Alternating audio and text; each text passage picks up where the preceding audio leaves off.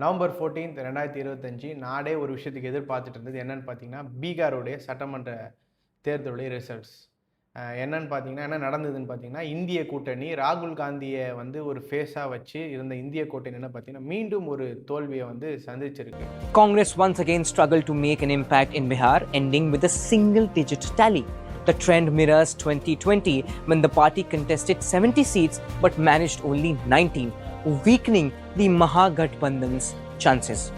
Despite Rahul Gandhi's Voter Adhikar Yatra, allegations of vote chori and objections to the special intensive revision drive, the party failed to resonate with voters.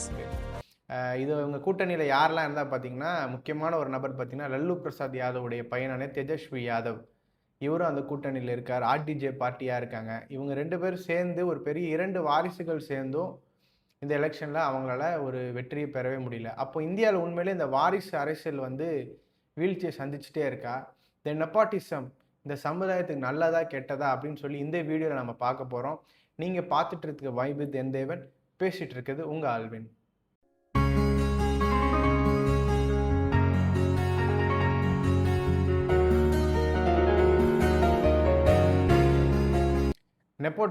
நெப்போட்டிசம்ன்ற இந்த வார்த்தை வந்து எங்கேருந்து பார்த்தீங்கன்னா, nepo அப்படின்னு சொல்லப்படுற ஒரு Latin வேர்ட்லேருந்து வருது. இதனுடைய அர்த்தம் என்ன அப்படின்னு சொல்லி பார்த்தீங்கன்னா, கேத்தலிக் பிஷப் அண்ட் போப்ஸ் இவங்க என்ன பண்ணுறாங்க வந்து 17ஆம் நூற்றாண்டில் வந்து இவங்க வந்து அவங்களுக்கு வந்து செலிபேசி அப்படின்ற ஒரு விஷயத்த வந்து ஃபாலோ பண்ணுறாங்க. அதாவது கல்யாணம் பண்ணிக்காமல் இருப்பாங்க. அப்போது அந்த கல்யாணம் பண்ணாதனால அவங்களுடைய முக்கியமான அந்த பொறுப்பு, அந்த பதவிகள் வந்தெல்லாம் பார்த்தீங்கன்னா, யாருக்கு இந்த போஸ்டிங்ஸ், இந்த கார்டினல் இந்த மாதிரி போஸ்டிங்ஸ்லாம் யாருக்கு கொடுக்குறாங்கன்னு பார்த்தீங்கன்னா, நெஃப்யூ அப்படின்னா அவங்க கூட பிறந்தவங்களுடைய அவங்களுடைய சிப்ளிங்ஸுடைய பிள்ளைகளுக்கு அந்த மாதிரி கொடுத்துட்டு இருந்தாங்க. ஸோ இந்த வேர்டு தான் நெஃப்யூ அப்படின்ற அந்த வேர்டு தான் அப்படியே டிரான்ஸ்ஃபர் ஆகி நெப்போட்டிசம் அப்படின்ற வேர்டாக மாறிடுச்சு. இப்போ இந்தியாவில் வந்து பார்த்தீங்கன்னா, இந்த வேர்டு வந்து எப்படிலாம் இருக்குன்னு பார்த்தீங்கன்னா, வாரிசு அரசியல் அப்படின்னு சொல்லுவாங்க, குடும்ப அரசியல்னு சொல்லுவாங்க. ஹிந்தியில் வந்து பார்த்தீங்கன்னா வன்ஷாவாத் அப்படின்னா டைனாசிட்டி ஆர் ஃபேமிலி ரூல். அதே மாதிரி பரிவார்வாத் அப்படின்னா வந்து ஃபேமிலிசம் அப்படின்னு சொல்லி இப்படி இந்தியாவில் வந்து இந்த நெப்போட்டிசம் அப்படின்னு சொல்லப்படுற விதத்தை இந்த பல விதத்தில் இந்த இந்தியாவில் இதை கூப்பிட்டுட்டே ஓகே. இப்போ நெப்போட்டிசம் வந்து ஏன் ஃபாலோ பண்ணுறாங்க அப்படின்னு நம்ம எல்லாருக்குமே ஒரு கேள்வி இருந்துகிட்டே இருக்கும். எதுக்காக இந்த நெப்போட்டிசம் ஃபாலோ பண்ணுறாங்க? தங்கள் வாரிசுகளை வந்து அடுத்த நிலைமையில் கொண்டு வந்து வைக்கணும்னு ஏன் பொதுவாக மக்கள் நினைக்கிறாங்க அப்படின்ற ஒரு 4 காரியத்தை குறித்து நம்ம பார்க்க போகிறோம். முதலாவது வந்து பார்த்தீங்கன்னா, அவங்க குடும்பத்துடைய சொத்து, அவங்களுடைய குடும்பத்துடைய பவர் வந்து ப்ரொடெக்ட் ஆகப்படணும் அப்படின்ற ஒரு காரணத்துக்காக தான். ஏன்னா வந்து வேற ஒரு நபர் வந்து அந்த இடத்துல வந்து உட்காந்துட்டா வந்து அந்த குடும்பத்தினுடைய சொத்து போயிடும், அவங்களுடைய பவர்லாம் போயிடும், ஒன்றுலாம் போயிடும் அப்படின்ற அந்த பயத்தினாலே என்ன பண்ணுறாங்க, அதை ப்ரொடெக்ட் பண்ணுறதுக்காக இவங்க என்ன பண்ணுறாங்க, அவங்களுடைய குடும்ப நபர் அவங்களோட வாரிசை கொண்டு வந்து அங்கே வைக்கிறாங்க. அடுத்து முக்கியமான விஷயம், அவங்களோட குடும்ப கௌரவத்துக்காக. அதாவது இன்னைக்கு வந்து ஒரு பெரிய ஒரு லெவலில் ஒரு பெரிய ஒரு பணக்காரனாகவோ ஒரு பெரிய ஒரு பவரில் இருந்துட்டு அவன் குடும்பத்தில் உள்ளவங்க போய் வந்து ஒரு கீழான ஒரு சாதாரண வேலையை செய்யும்போது என்ன ஆகிடுது, குடும்ப கௌரவம் பாதிக்கப்படுது. ஸோ அதனால் என்ன பண்ணுறாங்க, குடும்ப கௌரவத்தை நிலைநிறுத்துறதுக்காக என்ன பண்ணுறாங்க, தங்களுடைய வாரிசுகளை வந்து முன்னிறுத்துறாங்க. அடுத்து வந்து பார்த்திங்கன்னா, ஒரு ஈஸியான ஒரு லைஃப். அதாவது பெற்றவங்களாம் என்ன பண்ணுவாங்க, எங்கள் பிள்ளைங்க வந்து கஷ்டப்படக்கூடாது அப்படின்னு சொல்கிறாங்க தெரியுமா? அந்த கஷ்டப்படக்கூடாதுன்றதுக்காக என்ன பண்ணுறாங்க, அவங்களுடைய பிள்ளைகளுக்கு ஒரு ஈஸியான ஒரு லைஃப்பை கொடுக்கணும் அப்படின்னு சொல்லி இந்த வந்து பார்த்திங்கன்னா, இது குறித்து வந்து பைபிளில் கூட இருக்குது. மத்தேயு 7:11 அப்படின்னு சொல்ல போகிற இடத்துல வந்து பிள்ளைகளுக்கு நல்ல ஈவுக்களை வந்து பிதாக்கள் கொடுப்பாங்க. அதாவது நல்ல குட் திங்ஸை வந்து அவங்களுடைய பிள்ளைகள் கொடுத்துட்டு போவாங்க அப்படின்னு சொல்லி. அப்போ லைஃப்பை ஈஸியாக மாற்றுறதுக்காக இவங்க என்ன பண்ணுறாங்க, இந்த வாரிசு இதை ஃபாலோ பண்ணுறாங்க. அடுத்து முக்கியமான ஒரு விஷயம், சில நேரங்களில் அதாவது வாரிசுகளுடைய பிள்ளைகள், அதாவது முதல் நிலைமையில் இருக்கிறவங்களுடைய வாரிசுகள் சில நேரம் என்ன ஆகிடுவாங்கன்னா, அவங்க நல்ல ஒரு கேப்பபிளான ஒரு பர்சனாக இல்லாத பட்சத்தில் வேற ஒரு நபர் அந்த இடத்துல நல்ல கேப்பபிளான மற்ற வெளியால் உள்ள அங்கே போடும்பொழுது இவங்களுடைய குடும்பமும் இவங்க குடும்பத்தின் சார்ந்த காரியங்கள் அழிக்கப்படுறதுக்கான வாய்ப்பு இருக்குது. தடம் தெரியாமல் போயிடுறது. ஏன்னா இது வரலாறு நிறைய இடத்துல பார்த்தீங்கன்னா, ராஜாக்கள் வரலாறுலாம் நீங்கள் பார்த்தீங்கன்னா வந்து அவங்களுடைய வேறு தளபதிகள் அந்த இடத்துல வந்து பிள்ளைகளை அழிச்சிருக்காங்க. ஸோ இந்த பயத்தில் என்ன பண்ணிடுறது, அவங்க பிள்ளைகளை இவங்களே வந்து வாரிசுன்ற இடத்துல கொண்டு வந்து வச்சிடுறாங்க. இதுதான் இந்த முக்கியமான 4 காரியம். நெப்போட்டிசம் அப்படின்ற இந்த விஷயத்தை பற்றி நம்ம பார்த்துட்டு இருக்கோம். இந்த நெப்போட்டிசம் எப்படி இந்திய அளவில் பரவி இருக்கு அப்படின்னு சொல்லி நம்ம தொடர்ந்து இந்த வீடியோவில் நம்ம பார்க்க போகிறோம். இந்தியாவிலேயே நெப்போட்டிசம் அப்படின்னு சொல்லப்பட்ட ஒரு முக்கியமான ஒரு ஃபேமிலி வந்து பார்த்தீங்கன்னா நேருடைய ஃபேமிலி தான் எப்பவுமே சொல்லுவாங்க. காந்தி ஃபேமிலின்னு சொல்லுவாங்க. அவங்க தான் காங்கிரஸை வந்து இன்னைக்கு வரைக்கும் கண்ட்ரோல் பண்ணிட்டு இருக்காங்க.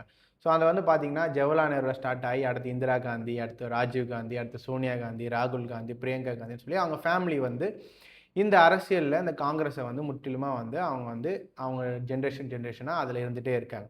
ஆனால் இது மாத்திரம் இல்லாமல் இந்தியாவில் நிறைய குடும்ப வாரிசுகள் வந்து இருந்துகிட்டே தான் இருக்காங்க. அது குறித்து சிலரை நம்ம பார்க்க போகிறோம். நார்த் இந்தியாவில் வந்து பார்த்தீங்கன்னா மத்திய பிரதேஷில் பிஜேபியில் வந்து விஜயராஜேஷ் ஷிண்டே அப்படின்னு சொல்லி ஒரு விமன் இருக்காங்க. அவங்க பிஜேபியில் இருந்திருக்காங்க. அதுக்கப்புறம் அவங்களுடைய பிள்ளை மாதவராவ் ஷிண்டே, அவங்களுடைய பையன், அவர் ஒரு மினிஸ்டராக இருந்திருக்கார். அடுத்து ஜோதிராதித்ய சிந்தியா, இவர் வந்து பார்த்தீங்கன்னா இவர் இப்போ கூட நம்மளோட மினிஸ்ட்ரியில் யூனியன் மினிஸ்ட்ரியில் கேபினெட் மினிஸ்டராக இருக்கார். அடுத்து வந்து பார்த்தீங்கன்னா நார்த் இந்தியாவில் யூபியில் சமாஜ்வாதி பார்ட்டி முலாயம் சிங் யாதவ் வந்து அவங்களுடைய அவர் தான் அதோடைய ஃபவுண்டராக இருந்தார். அடுத்து வந்து பார்த்தீங்கன்னா அவர் பையன் அகிலேஷ் யாதவ், அவருடைய மனைவி டிம்பிள் யாதவ் அப்படின்னு சொல்லி இந்த குடும்பம் வந்து நார்த் இந்தியா பொறுத்த வரைக்கும் முக்கியமான சில குடும்பங்களில் இந்த 2 குடும்பங்கள் இருக்குது. அடுத்து வந்து பார்த்திங்கன்னா வெஸ்ட் ஆஃப் இந்தியா, அங்கேயும் வந்து குடும்ப அரசியல் இருக்குது. அங்கே வந்து பார்த்திங்கன்னா சிவசேனா அப்படின்னு சொல்கிற ஒரு பார்ட்டியில் பால் தாக்கரே அப்படின்றவர் வந்து ஆரம்பித்த அந்த இடத்துல வந்து பார்த்திங்கன்னா உத்தவ் தாக்கரேன்னு அவர் பையன், அதே மாதிரி பால் தாக்கரேவுடைய அண்ணன் பையனாகிய ராஜ் தாக்கரே இப்படின்னு சொல்லி அவங்களுடைய பிள்ளைகள் அங்கே இருக்குது. அங்கேயும் ஒரு வாரிசு அரசியல் இருக்குது. அடுத்து மகாராஷ்டிராலேயே நேஷ்னலிஸ்ட் காங்கிரஸ் பார்ட்டி அப்படின்னா பார்த்தீங்கன்னா சரத் பவார் அவர் தான் அதோடைய ஃபவுண்டராக இருக்கார். அவருடைய பொண்ணாகிய சுப்ரியா சுலே, அஜித் பவார் அவருடைய நெஃப்யூ அப்படின்னு சொல்லிட்டு இவங்க எல்லாருமே வந்து அங்கே ஒரு வெஸ்ட் ஆஃப் இந்தியாவில் ஒரு வாரிசு அரசியல் இருக்குது.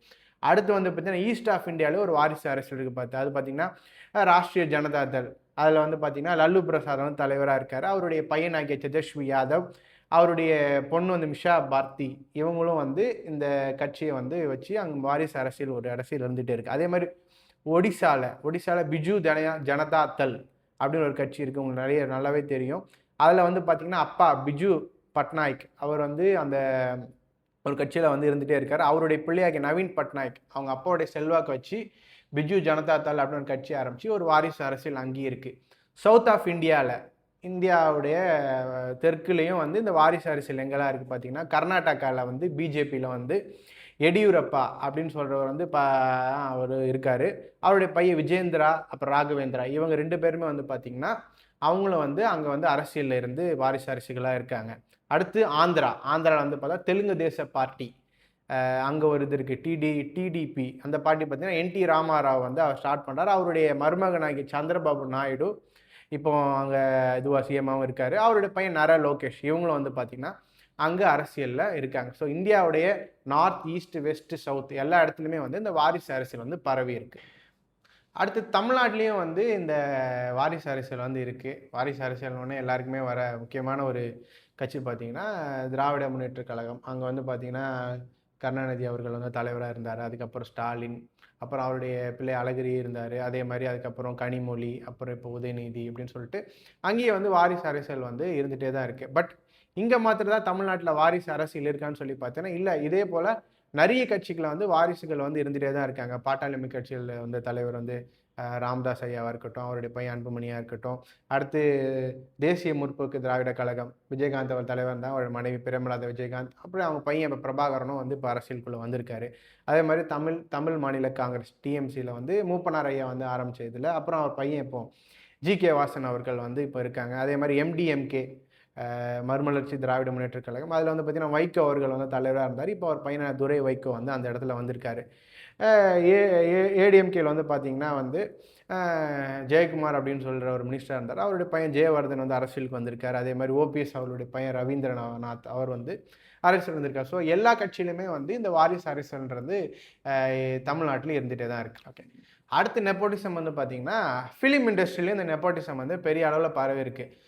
அதில் முக்கியமான 2 இதை வந்து பார்க்க போகிறோம். பாலிவுட்டில் வந்து பார்த்திங்கன்னா கபூர் ஃபேமிலி. அந்த கபூர் ஃபேமிலி யாருன்னு பார்த்தா ரன்பீர் கபூர், கரீனா கபூர், ரிஷி கபூர், ராஜ் கபூர், பிருத்விராஜ் கபூர் இப்படி சொல்லி பல ஜென்ரேஷன்ஸாக இவங்க வந்து என்ன பண்ணுறாங்க, வாரிசுகளாக வந்து இந்த சினிமா இண்டஸ்ட்ரியை ரூல் பண்ணிட்டே இருக்காங்க. அடுத்து இன்னொரு ஃபேமிலி பார்த்தா ரோஷன் ஃபேமிலி, ஹிருத்திக் ரோஷன், ராகேஷ் ரோஷன், ரோஷன் லால் நாகராத் அப்படின்னு சொல்லி இந்த ஒரு ஃபேமிலியும் வந்து பாலிவுட்டில் பெரிய அளவில் வந்து இந்த ஃபேமிலி வந்து ரூல் பண்ணிகிட்டு இருக்காங்க. அடுத்து வந்து பார்த்திங்கன்னா முக்கியமான ஒரு இண்டஸ்ட்ரி தெலுங்கு இண்டஸ்ட்ரி டாலிவுட்டில் வந்து பார்த்திங்கன்னா கோனிடெல்லா அல்லு ஃபேமிலி. அதில் வந்து பார்த்திங்கன்னா சிரஞ்சீவி, பவன் கல்யாண், ராம் சரண், அல்லு அர்ஜுன் சொல்லி இவங்களும் வந்து இந்த சினிமா இண்டஸ்ட்ரியை வந்து தெலுங்கு சினிமா இண்டஸ்ட்ரியை ரூல் பண்ணிகிட்ருக்காங்க. அதே மாதிரி அக்கினேனி தகுபதி ஃபேமிலி, அதில் வந்து பார்த்திங்கன்னா நாகேஸ்வர் ராவ், நாகார்ஜுனா, நாக சைத்தன்யா, ராம் நாயுடு, வெங்கடேஷ் ராணா அப்படின்னு சொல்லி பல பேர் வந்து இந்த குடும்பத்துலேயும் வந்து வாரிசுகளாக வந்து இந்த சினிமா இண்டஸ்ட்ரியில் வந்து இருக்காங்க. ஸோ பாலிவுட்லேயும் டாலிவுட்லேயும் இந்த வந்து ஃபேமிலியாக வந்து ஒரு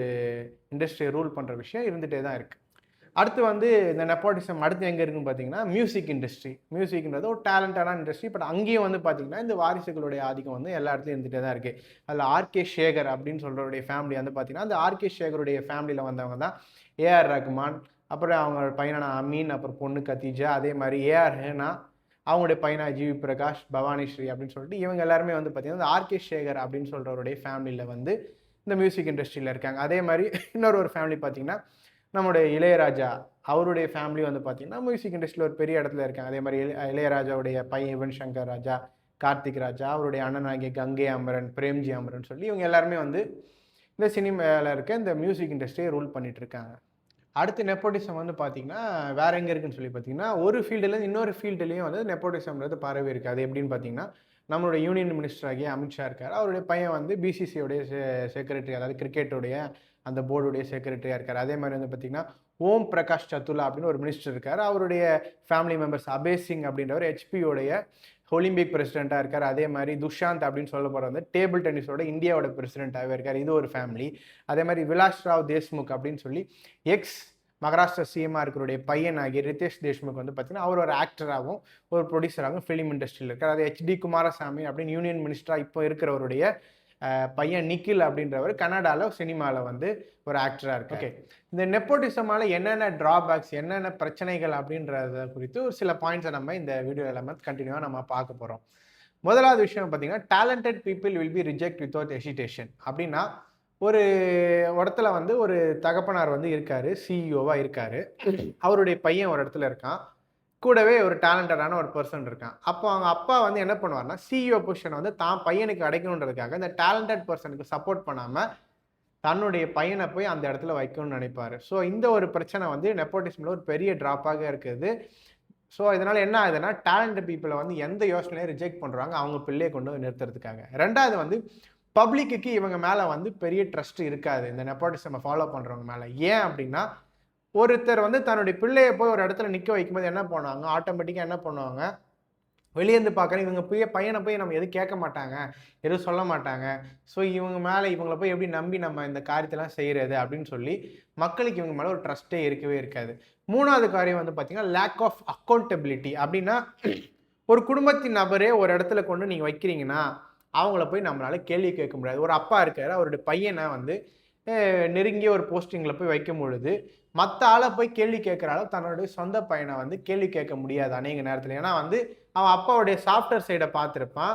ஸோ அதனால் என்ன பண்ணுறான், இவன் என்ன வந்து அம்மா அப்பா தானே அப்படின்னு சொல்கிற இந்த பாயிண்ட் ஆஃப் வியூவில் ஆகிடனால லேக் ஆஃப் அக்கௌண்டபிலிட்டி அந்த விஷயத்தில் நடந்துடுது. அடுத்து வந்து ஒரு டாக்ஸிக்கான ஒர்க் என்வரான்மெண்ட் வந்து இந்த நெப்போட்டிசமால் பில்ட் ஆகும்.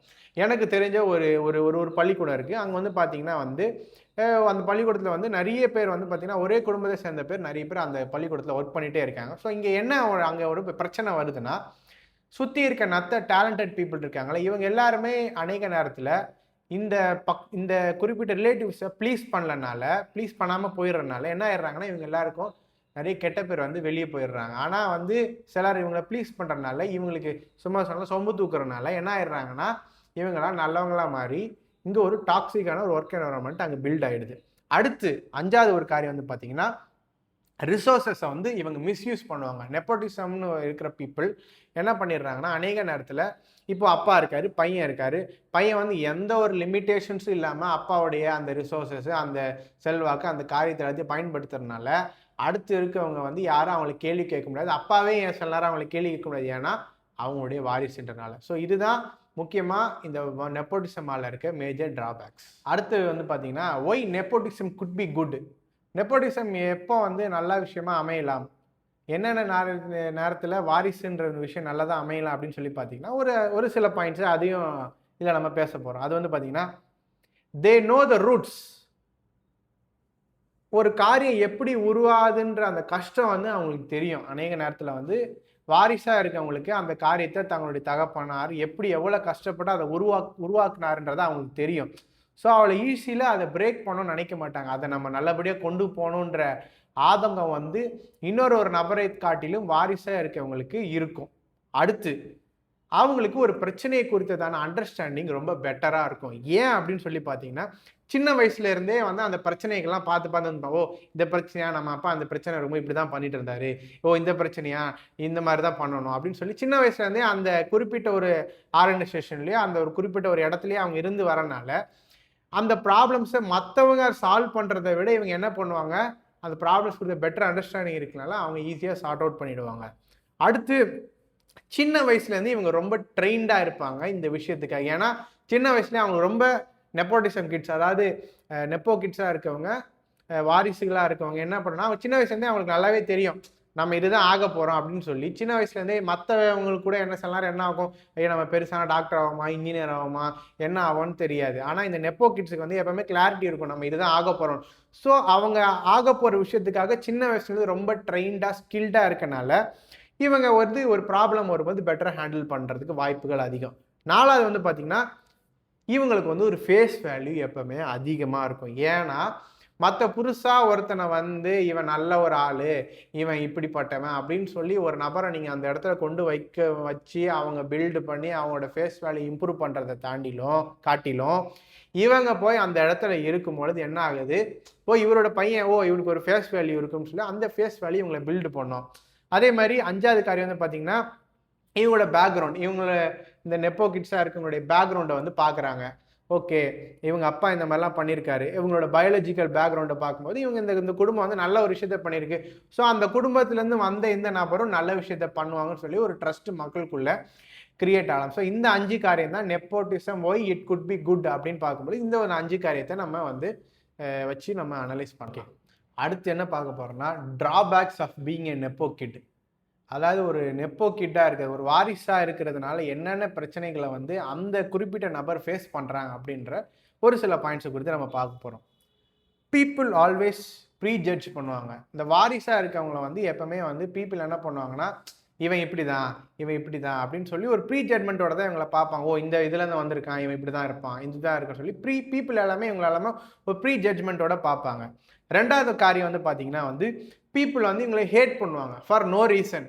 இவங்களுக்கு எதுவுமே தெரிஞ்சிருக்காது, எந்த தப்புமே இவங்க அப்பா பண்ண மாதிரியோ எந்த ஒரு காரியத்தையும் பண்ணியிருக்க மாட்டாங்க. ஆனால் அந்த பீப்புள் எல்லாம் என்ன பண்ணுவாங்க, இந்த ஒரு ஃபேமிலியிலேருந்து வந்துட்டான்ற காரணத்துக்காக பீப்புள் ஃபார் நோ ரீசன் இவங்களை ஹேட் பண்ணுவாங்க. அடுத்து வந்து 3வது காரியம் வந்து பார்த்தீங்கன்னா, இவங்களோட வாழ்க்கையில் எவ்வளோதான் கஷ்டப்பட்டு உழைச்சி முன்னேறினாலும் இவங்க மக்கள் எல்லாம் எப்படி பார்ப்பாங்கன்னா, இந்த குடும்பத்தினுடைய சக்ஸஸாக தான் இவங்களுடைய வளர்ச்சியை பார்ப்பாங்களே தவிர இவங்க கஷ்டப்பட்டு இந்த காரியத்துக்காக உழைச்சி வந்தாங்க அப்படின்னு பார்க்கவே மாட்டாங்க. Just a by product of their family. அந்த ஃபேமிலியிலேருந்து வந்தனால இவங்க சக்ஸஸ் கிடைச்சிருச்சுன்னு சொல்லி அவங்களோட சொந்த சக்ஸஸை மக்கள் அக்னாலேஜ் பண்ண மாட்டாங்க. 4வது காரியம் வந்து பார்த்தீங்கன்னா, அநேக நேரத்தில் காமன் பீப்புள் வந்து காமனான கேதரிங்ஸில் இவங்களை அவாய்ட் பண்ணுறாங்க. ஏன்னா இவன் பெரிய குடும்பத்துக்காரன், இந்த வீட்டிலேருந்து வந்தவன், இந்த மாதிரின்னு சொல்லிட்டு இந்த நெப்போ கிட்ஸ் அநேக நேரத்தில் காமன் பீப்புள் வந்து அவங்களுடைய காமனான காரியங்களை இவங்களை சேர்த்துக்க மாட்டாங்க. இது என்ன ஆகிடும்னா இவங்க வந்து ஒரு ஐசோலேட்டடான ஒரு சிச்சுவேஷனில் போய் இருக்கிற மாதிரி இருக்கும். அடுத்து 5வது காரியம் வந்து பார்த்தீங்கன்னா, பீப்புள் இவங்களுக்கு எந்த அளவு ஸ்கில் இருந்தாலும், டேலண்டட் பீப்புளுக்கு ஈக்குவலாக இவங்களுக்கு ஸ்கில் இருந்தாலும் மக்கள் இவங்களை என்ன பண்ணுறாங்கன்னா, இவனுக்கு லக் இருக்குது அதனால பெரிய ஆள் ஆகிட்டான், இவனுக்கு லக் இருக்குது, இவன் நேரம் நல்லா இருக்குது அதனால தான், இவன் வேலை செஞ்செல்லாம் பெரிய ஆள் ஆகலை அப்படின்னு சொல்லி இந்த மாதிரி ஒரு பார்வை இந்த நெப்போ கிட்ஸ் மேலே இருக்குது. அதே மாதிரி 6வது ஒரு காரியம் வந்து பார்த்தீங்கன்னா, பீப்புள் வந்து இவங்க கஷ்டப்பட்டு உழைச்சி ஒரு இடத்துக்கு வராங்க. ஆனாலும் இந்த மக்கள் என்ன பண்ணுறாங்கன்னா வந்து, இவன் டேலண்டடான ஒரு பர்சனோட ஸ்பாட்டை திருடிட்டான், நல்ல ஒரு திறமை உள்ள ஒருத்தர் இருக்க வேண்டிய இடத்த வந்து இவன் திருடிட்டான், உண்மையிலே இவனுக்கு டேலண்ட் கிடையாது, இவன் திருடிட்டு தான் வந்திருக்கான் அப்படின்னு சொல்லி அந்த மாதிரியான ஒரு பார்வையும் மக்களுக்கு இவங்க மேலே இருக்குது. அடுத்து 7வது ஒரு காரியம், பீப்புள் வந்து என்னதான் இவங்க செஞ்சாலும் இவங்களை ரெகக்னைஸ் பண்ணவே மாட்டாங்க. ஏன்னா வந்து இவங்க வந்து என்றைக்குமே இவங்களை எப்படி பார்க்குறாங்க மக்கள், அந்த பிக்கரான ஒரு ஃபேமிலியோடைய ஒரு ஃபேஸாக தான் பார்க்குறாங்களே தவிர இவங்க கஷ்டப்பட்டு உழைச்சாலும் அந்த ஃபேஸை அவங்களால அழிக்கிறது ரொம்ப கஷ்டமாக இருக்குது. இன்றைக்கி நிறைய பேர் நீங்கள் பார்த்தீங்கன்னா அவங்க வந்து தங்களுக்காக நிறைய புதுசாக அவங்க இப்போ வாரிசாக இருக்க நிறைய உருவாக்க நினச்சாலும் மக்கள் என்ன பண்ணிடுறாங்கன்னா, இது என்ன பண்ணாலும் இது அதனுடைய பை ப்ராடக்ட் தான், அது அந்த ஃபேமிலி சார்ந்தது தான் அப்படின்னு சொல்லி இவங்க நிறைய இடத்துல ரிஜெக்ட் பண்ணிடுறாங்க. ஸோ இதெல்லாம் தான் ஒரு நெப்போ கிட்ஸ் ஃபேஸ் பண்ணுற ப்ராப்ளம்ஸ். அடுத்து பார்த்தீங்கன்னா, இந்த நெப்போட்டிசமில் இருக்கிற அந்த நெப்போ கிட்ஸ் எல்லாருமே வந்து சக்ஸஸ்ஃபுல்லாக தான் இருப்பாங்க அப்படின்னு சொல்லி நம்ம ஒரு மேஜரான ஒரு பிம்பம் நமக்குள்ளே இருக்கும். ஆனால் அது உண்மை அப்படி கிடையாது. அநேக இடத்துல நம்ம இந்தியாவில் வந்து பார்த்தீங்கன்னா நெப்போ கிட்ஸாக இருக்கவங்களுமே ஃபெயில் ஆயிருக்காங்க. நிறைய ஃபேக்டர்ஸ்னால அவங்க ஃபெயில் ஆயிருக்காங்க. அதில் ஒரு சிலர் குறித்து நம்ம பார்க்க போகிறோம். அரசியலில் வந்து பார்த்தீங்கன்னா அவங்களுடைய தகப்பன் அளவுக்கு பெருசாக சக்ஸஸ்ஃபுல் ஆகாமல் ஒரு சிலர் இருக்காங்க. ராகுல் காந்தி அவர்களாக இருக்கட்டும், அழகிரி அவர்களாக இருக்கட்டும், ஜி.கே. வாசன் அவர்களாக இருக்கட்டும், இவங்க தகப்பன் ரீச் பண்ண அளவுக்கு சக்ஸஸை வந்து அவங்களால அடைய முடியாது. அதே மாதிரி ஸ்போர்ட்ஸில் விளையாட்டு இதில் பார்த்தீங்கன்னா அர்ஜுன் தெண்டுல்கர், ரோஹன் கவாஸ்கர், அனிருதா ஸ்ரீகாந்த், இவங்க எல்லாருமே பார்த்தீங்கன்னா என்னதான் நெப்போ கிட்ஸாக இருந்து அவங்க தகப்பன் வழியில் வந்த ட்ரை பண்ணாலும் அவங்க ரீச் ஆன அளவுக்கு அவங்களால ரீச் ஆக முடியல. அடுத்து சினிமாவில் பார்க்கும்போது பார்த்தா அபிஷேக் பச்சனாக இருக்கட்டும், சாந்தனு பாக்கியராஜா இருக்கட்டும், சிபிராஜ் அவர்களாக இருக்கட்டும், இவங்க எல்லாருமே வந்து பார்த்தீங்கன்னா அவங்க தகப்பன் அடைஞ்ச உயரங்களை அவங்களால அடைய முடியல. அதே மாதிரி மற்ற அதர் ஃபீல்ட்ஸில் வந்து பார்த்தீங்கன்னா அனில் அம்பானி அவர்கள் துருவ் அம்பானி அளவுக்கு, அதாவது முகேஷ் அம்பானி அளவுக்கு தங்களால் பெருசாக ரீச் பண்ண முடியல. அதே மாதிரி காயத்ரி ரெட்டி அப்படின்னு சொல்லி டெக்கான் கிரானிக்கலுடைய சிஓ இருந்தவருடைய பொண்ணு, அவங்களும் பெரிய அளவில் தங்களுடைய தகப்பனால பெரிய சக்ஸஸ்ஃபுல் ஆக முடியல. இப்படி சொல்லிட்டு பல ஃபீல்ட்ஸில் நெப்போ கிட்ஸாக இருந்தும் சக்ஸஸ் ஆக முடியாமல் நிறைய பேர் இருந்துகிட்டே தான் இருக்காங்க. லாஸ்ட்டாக நெப்போட்டிசம் அப்படின்றத பற்றி கம்ப்ளீட்டாக இந்த வீடியோவில் நம்ம அனலைஸ் பண்ணியிருக்கோம். இதில் என்ன நம்ம முடிவுரையாக நம்ம எடுத்துக்கலாம் அப்படின்னு சொல்லி பார்த்தீங்கன்னா, கடவுள் ஒரு மனுஷன் இந்த பூமியில் பறக்கும் போதே அவன் என்ன ஆகணுன்றத முன்குறிச்சிருக்கார் அப்படின்னு சொல்லி இருக்குது. அது வந்து எங்கே இருக்குன்னு பார்த்தீங்கன்னா வேதாகமத்தில் வந்து எரேமியா 1:5 தாயின் வயிற்றில் உருவாதுக்கு முன்னாடி ஒன்று எப்படி இருக்கணும் அப்படின்னு சொல்லி கடவுள் வந்து நம்மளை அறிஞ்சிருக்கார் அப்படின்னு சொல்லி ஒரு இடம் இருக்குது. ஸோ ஒரு நபர் என்ன ஆகணுன்றத கடவுள் வந்து முன்னாடியே முன்குறிச்சிடுறார். அடுத்து முக்கியமான ஒரு விஷயம், நம்ம என்னவா ஆக போகிறோம் அப்படின்றது வந்து என்னதான் முன்குறிக்கப்பட்டாலும் அநேக நேரத்தில் நிறைய பேர் நம்மளை புஷ் பண்ணி அந்த இடத்துக்கு கொண்டு போய் விட்டாலும் உண்மையிலே கடவுள் அதில் இருந்தால் மாத்திரம்தான் அது சக்ஸஸ்ஃபுல் ஆகும். இல்லைனா அந்த விஷயம் சக்ஸஸ்ஃபுல் ஆகாது. இது கூட வந்து அப்போஸ்தலர் 5:30 அப்படின்னு சொல்கிற இடத்துல வந்து கடவுள் ஒரு விஷயத்தை உருவாக்குனாருன்னா அந்த விஷயம் நிற்கும், கடவுள் உருவாக்குறனா அந்த விஷயம் நிற்கவே நிற்காது. ஸோ அந்த ஒரு பார்வையிலே நம்ம இதை பார்க்கணும். மூணாவது ஒரு காரியம், எந்த ஒரு அதிகாரமோ கடவுள்கிட்ட இருந்தால் வருது அப்படின்ற அந்த விஷயத்தையும் நம்ம நல்லாவே புரிஞ்சுக்கணும். ஏன்னா ரோமர் 13:1 அப்படின்னு சொல்லி வேதாகமத்தில் இருக்க ஒரு இடத்துல பார்த்தீங்கன்னா, தேவனாலே அன்று ஒரு அதிகாரம் இல்லை, இந்த உலகத்திற்கு எல்லா அத்தாரிட்டிஸ், எந்த ஒரு பவர் எல்லாமே வந்து பார்த்தீங்கன்னா எங்கேருந்து வருதுன்னா கடவுள்கிட்ட இருந்தால் வருது.